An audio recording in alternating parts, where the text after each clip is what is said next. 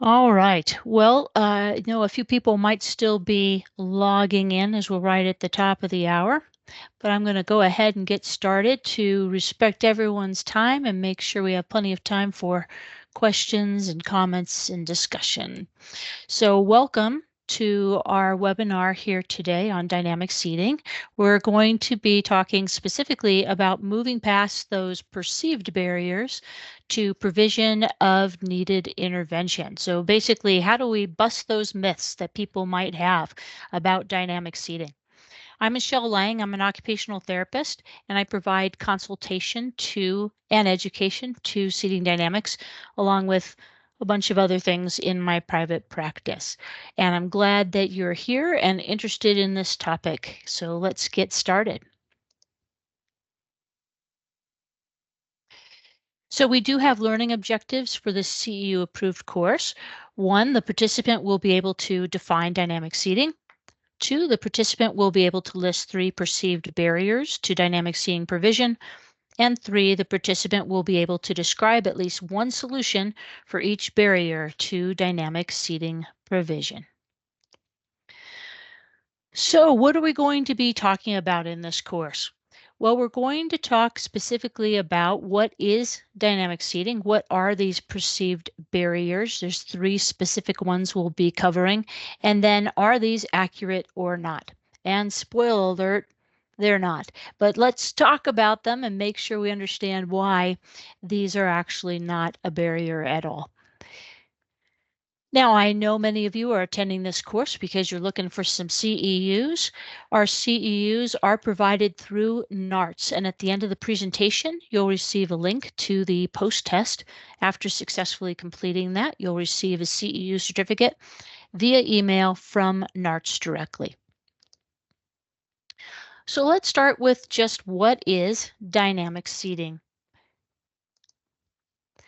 Now, if you've attended some of our other courses, you know what dynamic seating is. Dynamic seating is movement which occurs within the seating system and or the wheelchair frame in response to either intentional or unintentional force generated by the client. The dynamic components absorb those forces from the client and return energy to assist the client back to a starting position. Now, that's not just something I made up. It's something that an international work group actually met about several times and kind of distilled down into a definition that we felt actually captured what this technology does. So when do we use dynamic seating? Well, primarily to absorb and diffuse force. That helps the client to avoid injury from those extreme forces against a static seating system. It protects the equipment from damage, and it helps maintain the client's posture. Also, our second main clinical scenario, we're providing movement, and this can provide sensory input, particularly for those clients that are really seeking that out. And then finally, we can actually see an improvement in postural control, stability, and function. So our first primary clinical scenario is being showed here by Tyler. And if we leave Tyler in a static situation, he's going to be pushing against these surfaces with unrelieved force, and that can actually increase his force. So we're diffusing force that could otherwise lead to client injury, equipment breakage, loss of posture in relation to the seating surfaces, decreased sitting tolerance, increased agitation, decreased function, and further increases in extension and energy consumption. So that's one of our major clinical scenarios. The second, again, is to allow movement. And Philip here is showing us that he really needs to move. He's a happy guy if he can move. If not, he becomes quickly agitated. This provides him movement, sensory input, and also helps him to be more alert. And then our final primary scenario is to improve postural control, stability, and function. This is Amanda. And Amanda is able to do some limited self-propulsion inside on those nice, smooth, level surfaces, but she really couldn't do so outside, and she likes to hang out in this beautiful backyard. Once she received a dynamic back, and after using it for a while, her team found that her trunk control had improved, her strength had improved. She was able to leverage some of that force that was helping her come back to upright to help her push over this varied terrain. And she really enjoys being able to move throughout the backyard. Okay, so that gives us an idea of just what we're looking at in terms of what dynamic seating is and how it's often applied. Now let's talk about some of the barriers that sometimes get in the way to us providing this technology to clients that need it. So these are some of our common barriers that we might come up against. First, it might be that someone on the team says there's no funding for dynamic seating. Second, if the client can move into extension, well, perhaps they'll just extend more and they'll move out of position. And then finally, there's no evidence that dynamic seating is effective. Well, are these true? Or are they not? We're going to start with funding, and this is always a tough one, and it's a bit of a mixed bag right now. And we have some new news about funding for dynamic seating as well. So, one of the most common barriers to any wheeled seating and mobility intervention are concerns about funding, but these concerns are not always justified. As I mentioned, I'm in private practice. I do see clients, and I constantly am writing letters of medical necessity. And despite my best efforts, and I've been writing these letters for many, many years now, often we'll have additional questions come back from a funding source, or perhaps they'll deny something altogether. Now, it's important that when this happens, we get in there, that we don't stop fighting, that we explain to the funding source why this is actually needed. In my particular situation, I work mostly with children, and most of them have Colorado Medicaid, as that's where I am based. I would say that at least 80% of the time that we answer those questions or we resubmit something with additional information, whether it's dynamic seating or another technology, it is approved. It's important that we do not take no for an answer.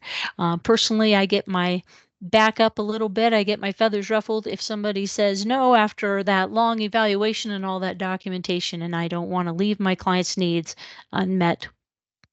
So, what about funding for dynamic seating? Is it available? Well, fortunately, a lot of the time it is. So, dynamic seating is often funded by private insurers and state Medicaid programs.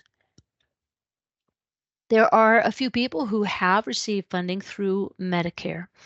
So, what is their secret? Well, first of all, I would say that in my experience, a lot of the people who receive dynamic seating do have alternative funding to Medicare, often are on a state Medicaid program or have insurance. And that's because a lot of children and teenagers and young adults receive dynamic seating. Does that mean there's adults who do not require dynamic seating? Well, actually, I think there's a lot of adults who do. And the kids I work with keep growing and turning into adults. But I think that's part of the reason that there haven't been as many submissions to Medicare. But let's talk about strategies here. First of all, the funding source may really not know what dynamic seating is. And so it's important to define it. And that's why we started off with some definitions. There's also that definition available on the Seating Dynamics website. Second, appropriate justification wording is really critical, that we can explain why this individual person needs this equipment.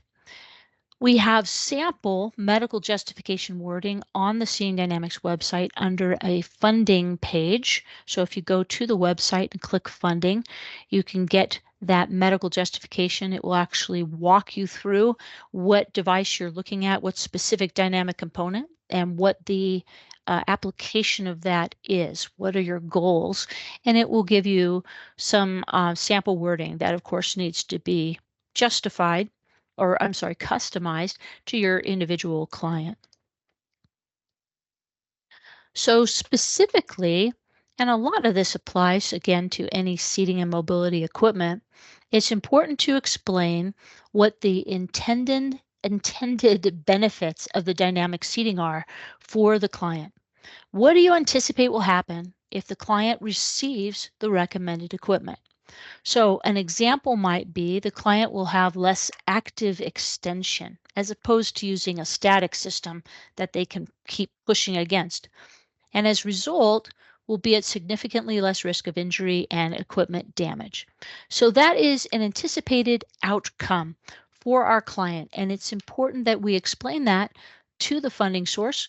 We often hear that the funding source really needs us to paint a picture of the client. They weren't in the evaluation, they don't know this client, they may not be very familiar with their diagnosis or how muscle tone works or what this equipment is that we're recommending. So it's important to explain to them this is what we're anticipating will happen if you approve this equipment. It's also important to explain what happens if the client does not receive the recommended equipment. And that means explaining the implications of static seating for the client. What if this person does not receive the dynamic equipment? They stay in the equipment they have. Then an example of that in our letter of medical necessity might include something along the lines of the client will continue to extend with force, increasing risk of client injury and equipment damage.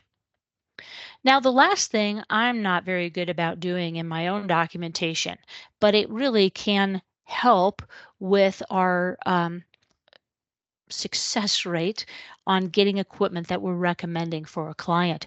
And that means including some evidence based research as applicable.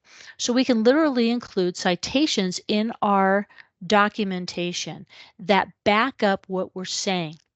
I don't know about you, but some of the questions or denials that I get when I'm turning in a letter of medical necessity might go something like this: there's no evidence for what you're saying this is doing, or can you prove this? So even though that funding source is paying me to do the evaluation and then reading my documentation, they might still say, well, we don't really believe what your recommendations are. And so sometimes we have to back that up. We will talk about that in a little bit. So let's look at an example and how we were able to receive funding for this young man here. So Daniel has cerebral palsy. He has high tone in his extremities, but low tone in his trunk and neck. Not an uncommon scenario in the world of cerebral palsy. He also has seizures, cortical visual impairment, now more commonly referred to as cerebral visual impairment. He's non-ambulatory and non-verbal. And this is him when he's about 7. So the identified problem at the time was that Daniel is very, very strong. Even at a very young age, even at a very slight weight, he was routinely breaking seating components and had injured himself. He had a baclofen pump to reduce his muscle tone, but he couldn't tolerate large increases in the dosage because baclofen tends to lower the seizure threshold. So he would begin to have seizures. So we couldn't get to the level, or his medical team couldn't get to the level that they wanted to better control his tone. Now, he had injured himself quite a bit. He had dislocated both his elbows. He had experienced a hairline fracture of the lower right femur in his thigh. He had torn tendons below and lateral to his patella on his knees. And his knees, as a result, were always red and swollen. And this was of great concern, as it should have been, to the family and to his medical team. The orthopedic doctor said, we really have to find a way to relieve these forces. The initial strategy was to put pillows underneath his legs so his feet were off of the foot plates, meaning he couldn't push against them and get leverage for these forces to occur in his knees. But that meant that his ankles were only supported by his AFOs.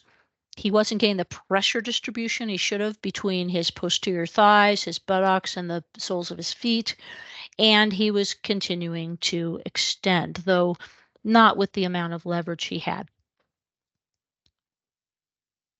So we submitted for a dynamic back, dynamic footrest, and dynamic head support hardware through our complex rehab supplier in our area to both Daniel's private insurance and our Colorado State Medicaid program.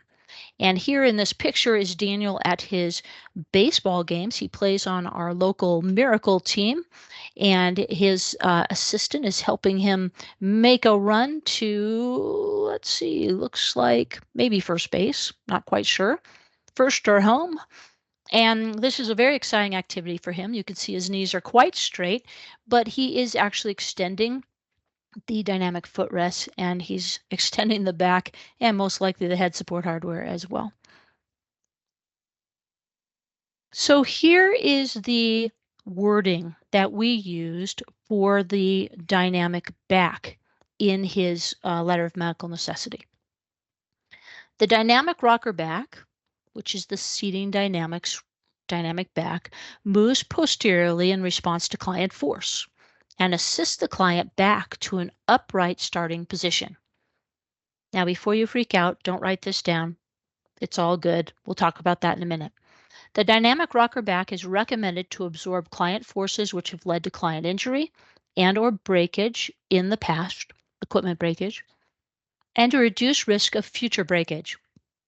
The dynamic components absorb these excessive forces, reducing risk of client injury and breakage of the wheelchair frame, seating system, and hardware, such as mounting hardware. Breakage may result in the client being unable to use their wheelchair and or seating system until repairs are completed. And we know that means sometimes our clients are stuck in bed, all sorts of negative medical consequences to that. And in injury to the client from contact with damaged or broken wheelchair components. So basically, I snap my back cane, I'm at risk of colliding with that with my trunk. And then a list of all of his related injuries was included in the documentation. So that was long, and it was just a small part of a very long order for this young man. Don't worry, all of this information is on the Seeing Dynamics website. You do not have to write it down. These are included in our sample justifications, which you would then customize for an individual client. For the dynamic footrest, first, defining this technology, dynamic footrest lengthen and extend at the knee in response to client forces, and then return to a starting position. So the funding source needs to know, first of all, what we're asking for. Then, dynamic footrests are recommended to absorb client forces, which have led to client injury and or equipment breakage in the past, reduce risk of future breakage, or loss of footrest footplate alignment. You know, sometimes we're working with a client who may not have broken their footrest hanger, at least yet, but they certainly have moved those footplates into unusual positions with extreme forces. So that alignment could be impacted. The dynamic components absorb these excessive forces, reducing risk of client injury and breakage to the wheelchair frame, seating system, and hardware, as well as loss of alignment. Breakage may result, again, in injury to the client from contact with damaged or broken wheelchair components, or the client being unable to use their wheelchair or seating system until repairs are completed. And again, list of related injuries like to his femur, to his knees were included. And then finally, dynamic head support hardware. Again, defining it, moves posteriorly in response to client forces and then returns to a starting position. And similar to the other technologies, this is recommended to absorb those forces which have led to injury or equipment breakage in the past. The components absorb those forces, reducing injury, reducing breakage, and then the consequences of what could happen if there was breakage.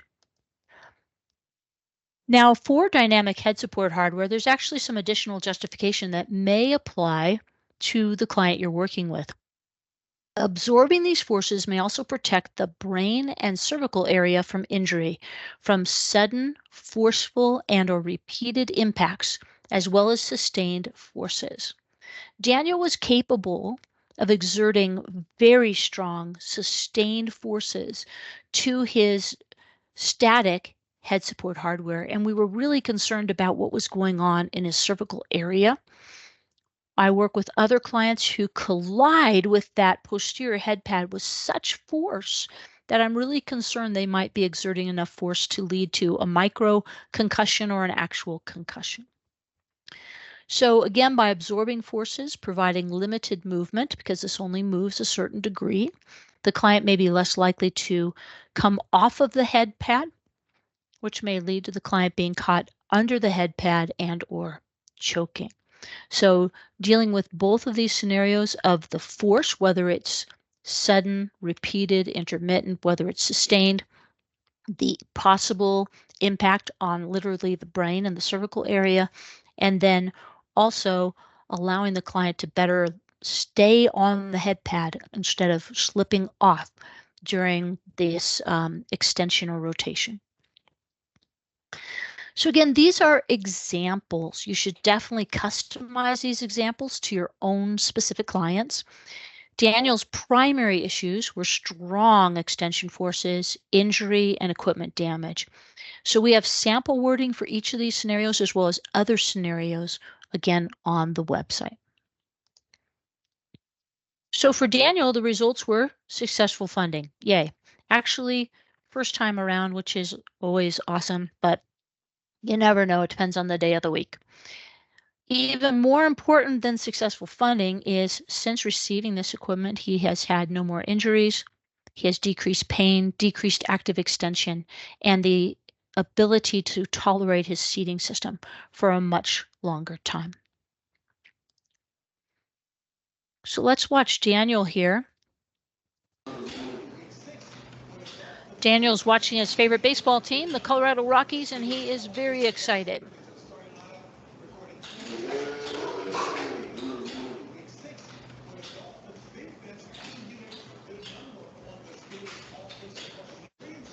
So lots of extension through his knees, his hips, and his head as he watches the game. Okay, so we have some current dynamic back funding issues that are really a challenge right now. CMS, Centers for Medicaid and Medicare, I'm blanking on the S, system, something like that, approved HCPCS Level 2 code E2398, wheelchair accessory dynamic positioning hardware for a back, effective January 1st in 2020. In May of 2022, they made a preliminary payment determination, unfortunately comparing this code to another code, E1015, which is basically a shock absorber for a manual chair. This shock absorber was specifically designed for suspension purposes. It goes between the ground and the frame of the chair, like the seat rail. So it's below the seat rail, whereas dynamic backs are above that. A shock absorber used for suspension can only be activated when the chair is in motion, for the most part, unless that client's really moving. The dynamic back will be activated whether the chair is in motion or not. We had a work group who discussed the situation with CMS and provided abundant information over several years of time, demonstrating that this is actually not comparable to a shock absorber. CMS considered that request and determined to move ahead anyway. And that happened and became effective April 1st, 2024. The reimbursement rate that they chose to assign is less than it costs to manufacture any dynamic back. Very, very frustrating. So, what are the next steps? If you're working with a client who needs a dynamic back, please use the new code E2398. And Seating Dynamics will provide a quote They have a new format for that they're trying out, and it seems to be effective at this time. We're happy to work with you if you run into problems. Please email me. Let me know. We hope that many funding sources will continue to approve the product at the supplier requested amount. And that is happening for the most part right now. It takes a while for these funding decisions, these fee determinations to trickle down to other funding sources such as state Medicaid programs and insurance companies, private insurance. We are actively pursuing some options to address this situation.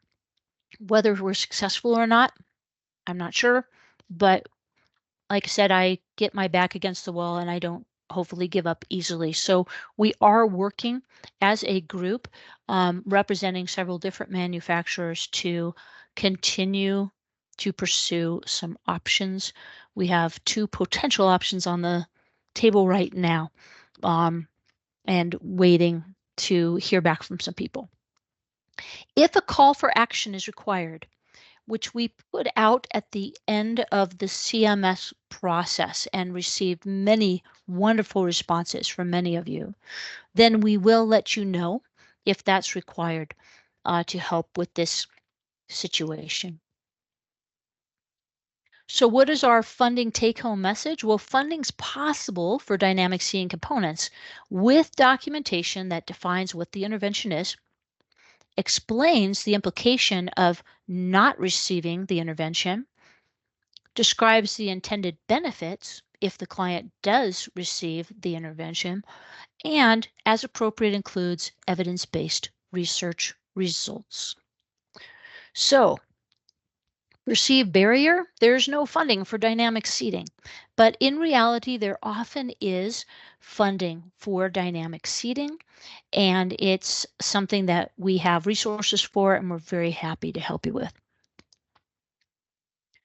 So we are presenting this live. If you have any questions, please put them in the chat box.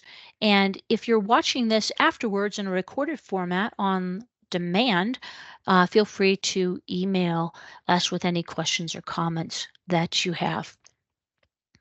So I'm going to pull up our chat box here. If you could use that for any questions or comments you have. Let me see if I can get that up. There we go.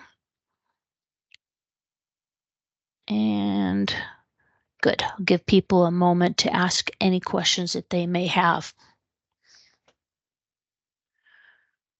Funding is always a hot topic and something that we all struggle with. So again, any questions you have or comments, if you have submitted for a dynamic back using this new code, be happy to hear what your experiences were, and I certainly hope they were successful.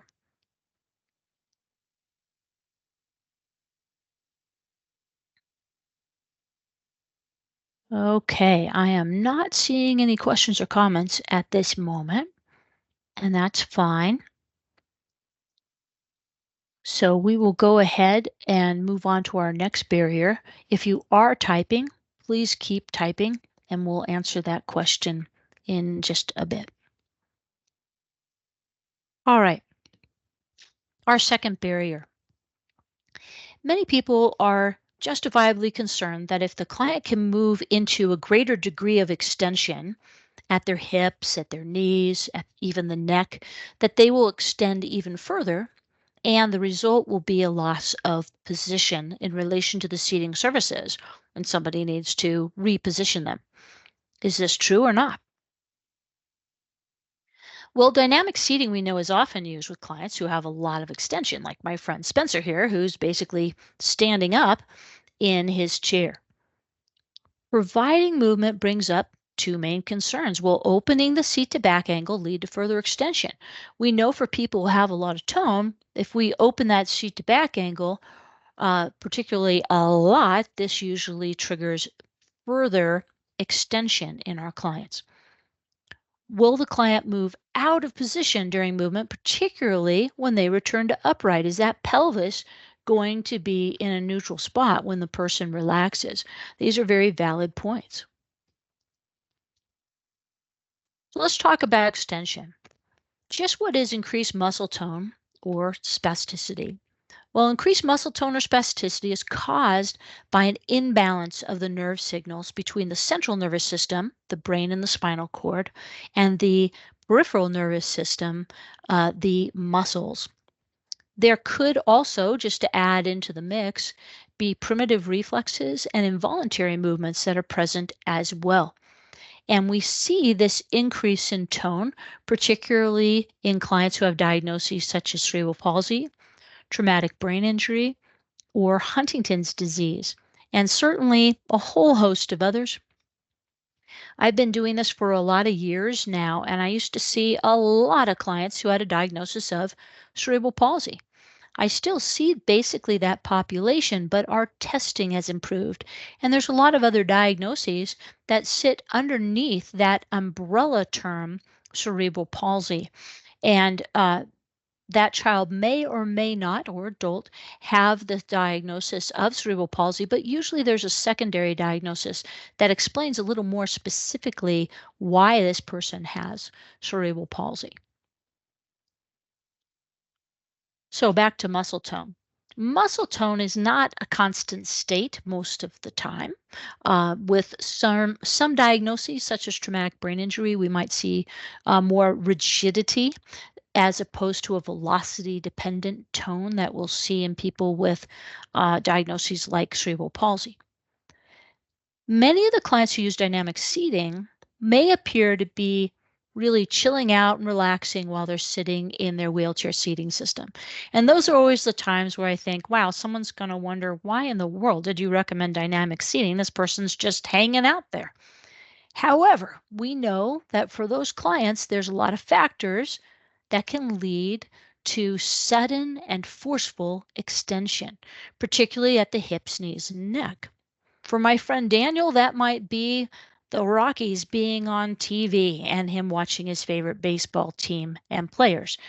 It might be sudden noise. It might be someone's excited or scared or even in pain. This extension might be maintained for a short period of time and then subsides. So here Spencer is just hanging out on the left. He's in an old kids rock chair. It's a dynamic chair that's no longer available, hasn't been for some time. And on the right side, he's just gotten really excited about something. But it only lasts so long, and then boom, he's back down in a seated position. Now, when a client extends against a static, our usual seating system, one that doesn't yield to their forces, the forces that are exerted against the foot plates, the seat, the back, and the head support are not diffused.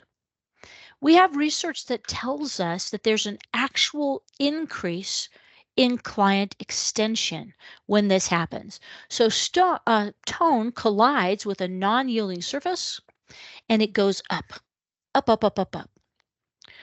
Think about a mat exam. Let's say you're sitting behind a client and they start extending at their hips. If you lean into that and try to fight that client, you're going to lose that battle. Even if that client's not too big and they weigh a lot less than you do. Tone has a lot of force to it. Instead, what do? We let the client come back a little, wait for the tone to relax, and then we help the client back to upright. And that's basically what a dynamic back does. Now, there's another study that occurred by a group who looked at how much force clients were actually exerting. It's fascinating that for clients with a lot of tone, their extension against the back of the seating system, the back support, was 200% of their body weight. So if this person weighed 60 pounds, they were exerting 120 pounds of force against the back support. If they weighed 120 pounds, well, do the math, right? Lots and lots of force. And now we're wondering, well, why are these back canes breaking?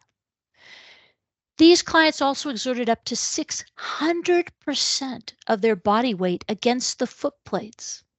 But think back to Spencer, who looked like he was standing up in his chair.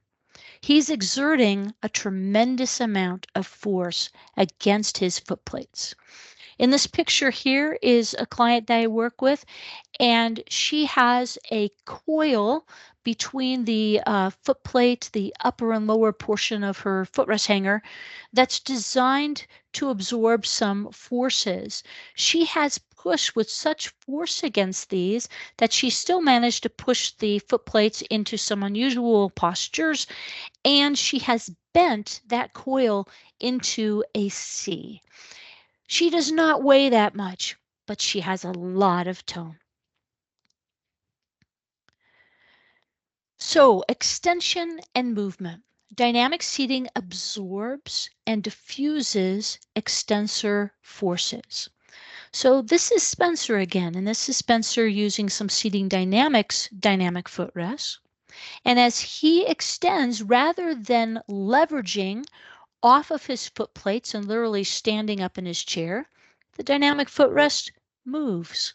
And that takes the wind out of his sails, removes that leverage, and he stays fairly relaxed. We have research that shows us that there is a decrease in the frequency and intensity of extreme extension patterns when a client is using dynamic seating to diffuse those forces. So basically, we have Spencer, who, if he had his static foot plates on right now, would either be moving them out of alignment, breaking the footrest hangers, or at the very least, standing up in his chair, lifting up his pelvis, and then landing down again, probably in a posterior pelvic tilt.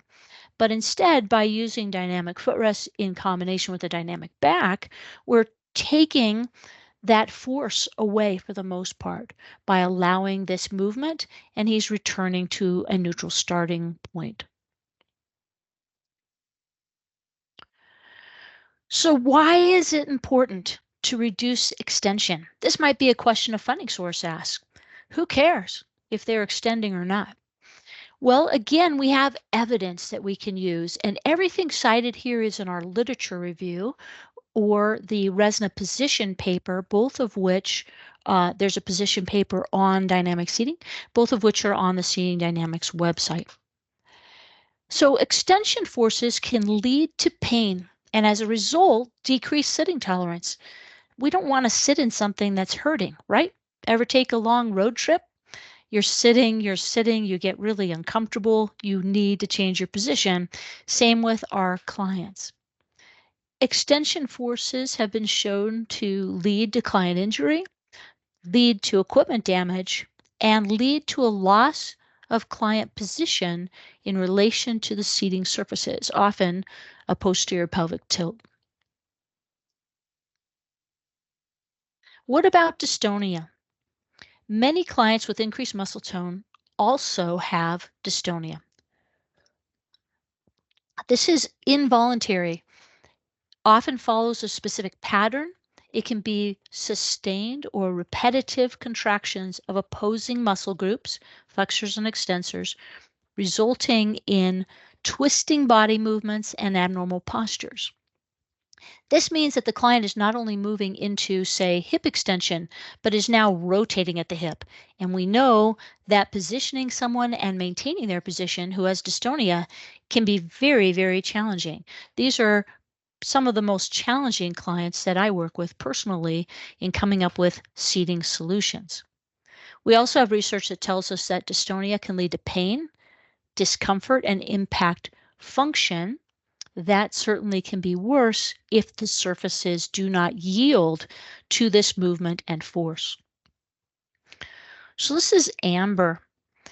Watch as even though she's moving way out of position, I mean, look at that pelvis. She is rotating forward quite a bit on the left and probably showing some obliquity as well, but she is returning to a pretty neutral position because of the dynamic seating she's using, specifically a dynamic back and dynamic footrest. So we have other research that tells us that dynamic seating can reduce active dystonia and the resultant negative impact on position. That's great. So what's our perceived barrier? Well, if the client can move into extension, they'll extend more, right? But in reality, dynamic seating actually reduces and diffuses active extension, muscle tone, spasticity, dystonia, and typically without loss of position. Of course, the client needs to have an appropriate seating system as well to go along with this dynamic seating. All right, so question time again. Let me get to our chat box here. Whoops. All right. Hey, JJ, do we have any questions in there? Because I'm having trouble getting to the chat box right now. Nothing just yet. Okay, thank you. If we get anything, I might need you to read it to me because there we go. I think I can get to it now. All right, good. I can see the chat box. So if you have any questions or comments about just how movement can actually diffuse tone and maintain someone's posture, although that might seem counterintuitive, and how that works with dynamic seating, please let me know. Or perhaps you're working with a client where you've observed this yourself and you've seen that, yes, in fact, that tone was diffused, or that active dystonia, that those movement patterns were reduced, and that the client was better able to stay in position. Love to hear that. And while people are typing, I'd encourage you to, on our website, we have, about a bazillion blogs, and we have a lot of case studies and things like that. Many of those blogs are actually interviews with people who are working with clients who need dynamic seating, sometimes with the clients or caregivers themselves. If you work with dynamic seating and you'd like to just talk with me over the phone with some coffee in hand, and we could just share what your experiences are, I'd love to do that. Feel free to shoot me an email. And my email is listed here as well as at the end of the presentation. And Michelle, we did just have a question come in from Nigel Whitehead. He asked, could you explain how you went about lap belt setup for the young lady with dystonia? Great. That's a great question. So you can see that she is moving quite a bit despite that pelvic positioning belt or lap belt, right? I do a lot of education, and it's easy for me to say, okay, if somebody's really rotating forward on one side, there's some things you can do, right? You can change the pull down angle of the belt. So if she's coming forward on the left side, you can make sure that's where that belt pulls down. It can help with that situation. If someone's having a lot of posterior pelvic tilt during that movement as well, 60 degrees usually does it. We can look at 2-point versus 4-point, all sorts of things, right? However, at the end of the day, I have clients who have so much force that despite having what, in my opinion, our team's opinion, is the most appropriate seating system we can recommend, with the most appropriate pelvic belt in terms of features, angle, 2-point, 4-point, all of that, we have clients that can still very readily get under, out of, alignment with that lap belt. And in those situations, again, we can use dynamic seating as appropriate to allow movement so that the client can return to that starting position, even though you look at how much movement she has and think, you've got to be kidding. Is that lap belt cinched down? It is. It's really cinched down, and it's a good one. We know these clients do not do well with cheapy secondary supports. This person needs a very high quality, indestructible pelvic positioning belt. Despite that, she's still able to really take that for a ride. So I hope that helps. Another question just came up from Pedro Quintas. He Great. asks, are there any evidence of the reduce of muscular tone after using dynamic seating? Yes, and we will get to that after these questions. We're going to jump into research. This is a tricky area. I've debated a bit with some physiatrists that I know who will say you cannot change muscle tone. You can't change that balance between the central and peripheral nervous system. However, we know that there's medications that certainly can, in effect change the result of that miscommunication between the nerves using different strategies. And there is evidence that if you can diffuse the forces, that active muscle tone will be reduced. And so I really do try to use the term active, because if we're measuring someone's muscle tone, well, during that measurement, you might say, this is the level of muscle tone I'm going to say this person has. But functionally, actively within the seating system, against a static seating system, we see generally an increase in active tone and a decrease in that active tone or even movement patterns using a yielding or dynamic surface. So we'll get to that evidence here in just a minute. Any other questions or comments? Nothing so far. I think we're good to move on. Great. And we will have time for questions at the end as well. Okay, so that brings us to our last barrier, and that is there's no evidence that dynamic seating is effective. Is this true or false? So we do have some evidence. It's yes and no here. Do we have evidence to demonstrate that dynamic seating can be effective? First, we have some yeses. Yes. We have an extensive literature review of the evidence around this intervention, and I would encourage you to check it out. It's on the Seeing Dynamics website under resources, and then when you click on resources, you'll see research and references. Now, this is something that I try to keep updated, and I hate to admit the version that's on the website is not the most recent version in my computer, but hopefully it will be very soon. But it's pretty darn updated, and it does have a date of when it was last updated, the version that's on the website right now. Another yes. A few years back, a working group spent a lot of time and effort putting together a RESNA position paper on the application of dynamic seating. And this is available through the RESNA website. It's also available on the Seating Dynamics website. It includes evidence. It also includes a lot of clinical guidelines from the authors on when to utilize this technology, even when it's contraindicated. And included in this is a very extensive literature review. Now, the literature review that is available on the Seeing Dynamics website includes all this literature and some more things that have come out since that time.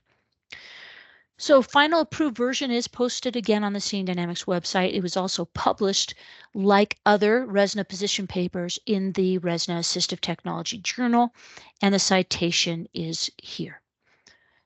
That citation is also on the literature review. So let's look at an example of how this evidence can be helpful to us. Shear forces, big deal in wheelchair seating, right? Well, if we allow movement within a dynamic seating system or the wheelchair frame, that enables the client to move while maintaining contact with the support surfaces, which provides stability and actually reduces shear forces. So when we saw that picture of Spencer standing up in his wheelchair, guess what? He's just moved completely out of alignment with his support surfaces. And while he was moving out of alignment, shear forces have occurred. By using dynamic seating to maintain that contact with the support surfaces, we can actually reduce shear forces. Well, that's easy for someone to say or write in their letter of medical necessity, but there are several research studies, I wish they were more recent, that do show a reduction in shear forces with the use of dynamic seating, and they're listed here. So if a team member or a funding source says to you, no way, I'm not buying it, if this person can move, when we know a big concern of shear is at the back, like with a recline, we can demonstrate to them that actually we're reducing shear forces for this client. A lot of that has to do with the design of the dynamic back and where the pivot point is and how far that back moves, because it doesn't move anywhere near as much as a semi or full recline.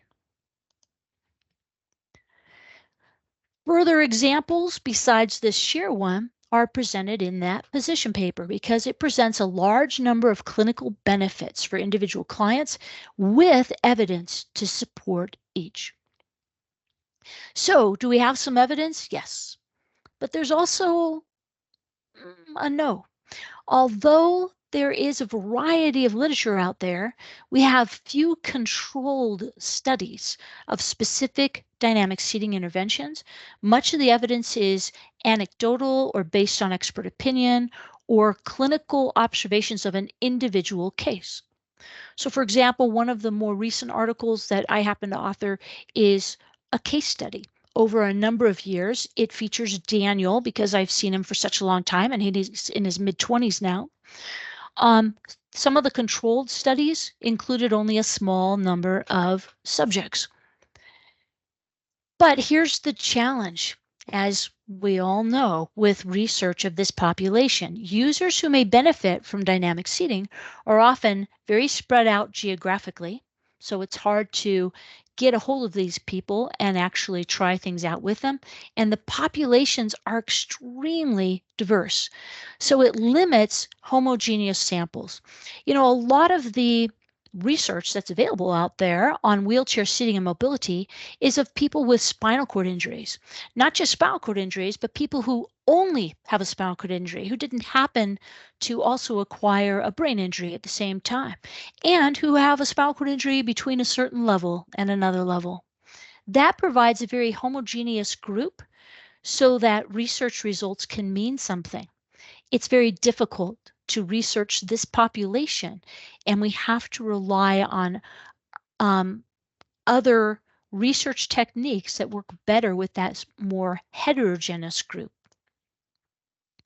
So what's the bottom line? Well, despite a lack of large N randomized controlled clinical studies, there is a significant body of clinical experience with strong consensus.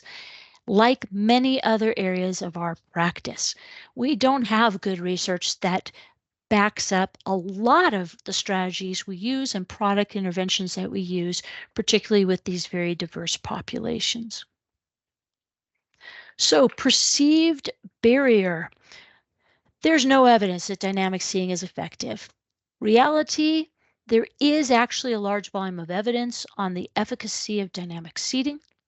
While more and stronger research is needed and more current research, there is a lot of clinical expertise and consensus out there, and we do have evidence. It's just not as recent and as strong as some studies can be. It's probably as strong as most dynamic seating research has the potential to be. All right, so let's stop again for some questions and comments.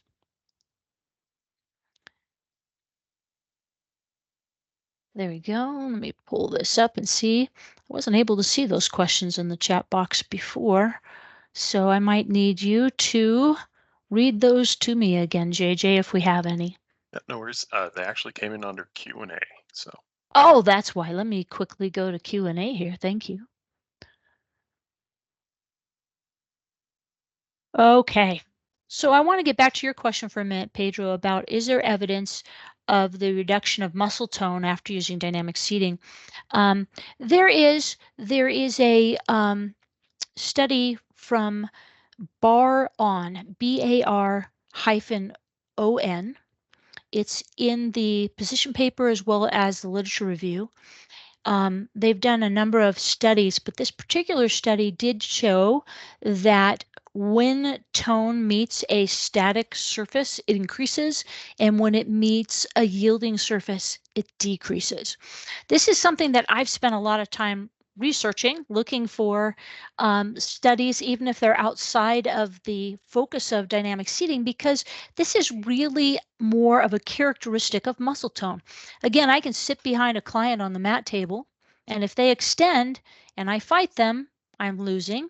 If I let them come back a little bit, Relax that active extension, help them to return to upright. Then I know that I can return them to that starting position. I know also that client would probably benefit from a dynamic back. So a lot of it is something we already know about muscle tone. I've had a terrible time finding something in the literature that is that specific about the quality of muscle tone, particularly velocity dependent muscle tone. So, boy, if any of you on this call run into anything along those lines, please let me know. I have really racked my brain trying to find something, but that particular study does discuss this issue. So I hope that helps. Again, I would encourage you to look at the literature review as well as the position paper. All right, I'm not seeing any other questions or comments right now. Are you seeing anything that I'm missing there? Nope, should be good. Again, if you are currently typing, please do.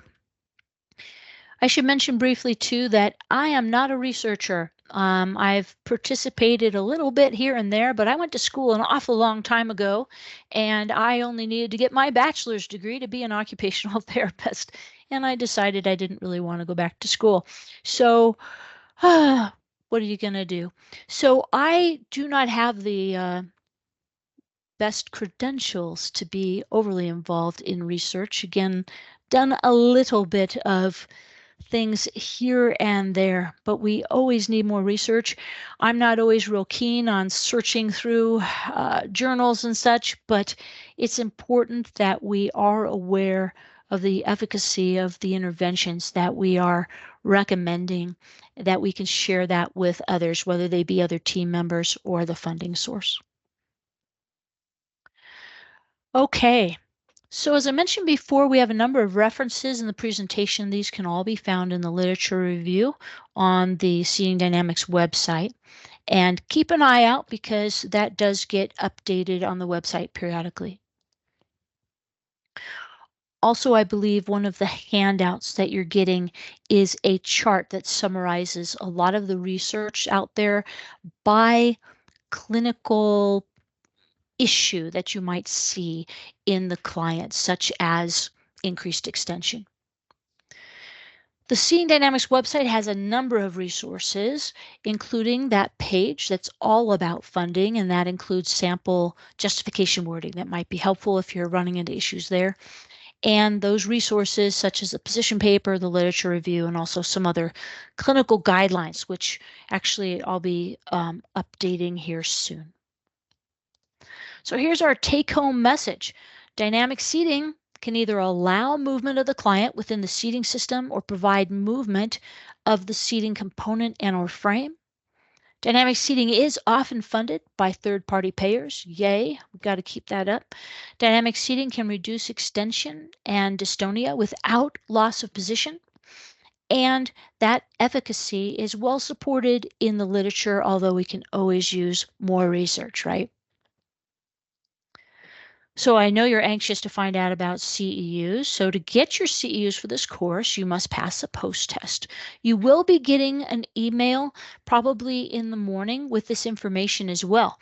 But if you're like my brain and you are afraid you may not hold on to all that information before the morning, go to this website, www.brainsbuilder.com. Don't forget that S. It's not Brain Builder, it's Brains Builder. The login is moving with a capital M, and the password is seating with a capital S. So I will leave that on there for just a moment. I do want to thank you very much for joining us for the webinar. I really hope it was helpful to you and the clients that you work with. We have a lot of other courses that are recorded, and we have some upcoming courses. Matter of fact, later in the fall, we will have a two-part series all about muscle tone. So if you can't get enough about all that fun medical stuff, feel free to check those out as well. So I'm going to leave this slide for just a second to say thank you and to make sure you have our contact information, both for Seeing Dynamics and for myself. If you have questions or comments, anything you want to share, experiences, feel free to email me directly at the email listed here. So I will leave that up for people to write down or take a picture of. And again, if you have any questions or comments, we can take those. So we are right at the top of the hour. So we're going to go ahead and let you go if you need to go. I understand that is totally fine. If you want to stay on and ask any questions, we will hang out here for a moment to make sure that we address those. Actually, I see we have some new posts here. Oh, just thank you from Pedro. Great. Thank you, Pedro. And in the chat, Sue Doyle did ask if there are handouts. Yes, if you haven't received those yet, um, you will receive those in the follow-up email to this. There's two handouts, a PDF of the PowerPoint and also a research chart that summarizes our research by clinical need. So feel free to take a peek at that. A colleague of mine, Becky Bro, who is an OT in the Denver area, helped me out with that chart a little while ago. And I'm going to go back to the CEU slide. All right. So again, thank you everyone very much. We'll hang out here for just a few minutes in case people have any other questions or comments. Thanks, everyone.